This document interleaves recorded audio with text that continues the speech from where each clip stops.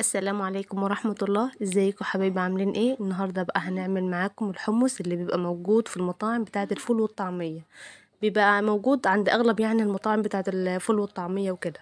هنجيب بقى نص كيلو حمص ونكون نعقينه قبلها بليلة، او ب24 ساعة كده. كل ما نقعتيه كل ما كان احسن. معايا بقى هنا مية مغلية. هنجيب المية ديت وبعد كده نحط فيه الحمص ونسيبه يغلي حبة حلوين كده لحد لما ينهري خالص. مش هيبتدي يغلي معانا وهيبقى حلو.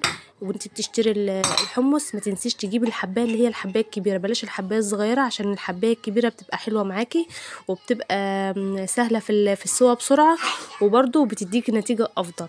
المهم معايا بقى نص كيلو من الحمص، ومعايا شويه ميه مغليين هضيفه عليها، وبعد كده هسيبه يغلب مع بعض، وبعد كده هسيب.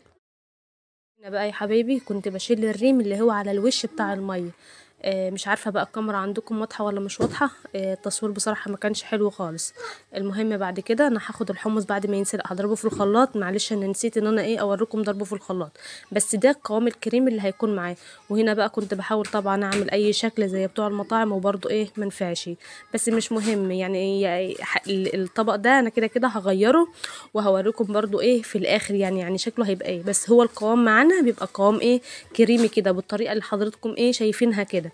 المهم الحمص ده التتبيله بتاعته بنحط معلقه كمون صغير، وبنحط عليه كمان معلقه شطه، وبنحط شويه زيت زيتون وليمونه كامله، وشويه ملح طبعا، وبنحط الخليط ده عليه، وبعد كده بنقلبه كله مع بعضه. عايزه تحطي حبه حبه، يعني تتبلي حبه حبه زي ما انت تحبي. المهم لو عندك كمان طحينه يا ريت، الطحينه بتديله طعم افضل وبتديله طعم جميل طبعا، بس انا بصراحه ما كانش موجود عندي الطحينه. يعني مش عارفه هو موجود باين عندكم في الفيديو ولا مش باين. انا لسه ما حطيتش المكونات اللي انا قلت لكم عليها، اللي هي الشطه والكمون والفلفل والبابريكا، وحطيت كمان شويه كركم، وحطيت كمان شويه زيت زيتون وعصره ليمون. هنا كده كنت بحاول ازين طبعا الشكل، بس برضو منفعش، ولا اللي زي اللي بتعمل الشيف براك، بس برضو ما منفعش وكده.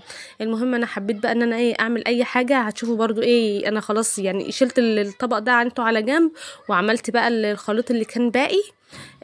عملته بقى يعني بشكل كويس كده، وعنته بقى في حاجه كده في التلاجة، كل مدى ما مسحب منها.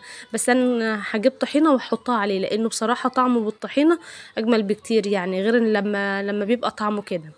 المهم احنا نص كيلو الحمص انا ما عملتوش كله، ما ضربتوش في الخلاط كله، لان بصراحه الكميه كانت بسم الله ما شاء الله، كانت وافيه وكانت كتير.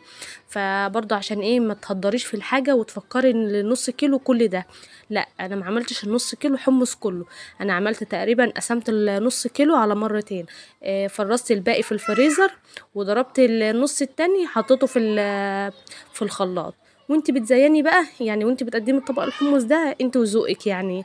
انا كان عندي شبت وكان عندي بقدونس، فانا حبيت يعني ان اوريه لهم باول مره، يعني ديت اول طريقه اللي انا اعمله بيها.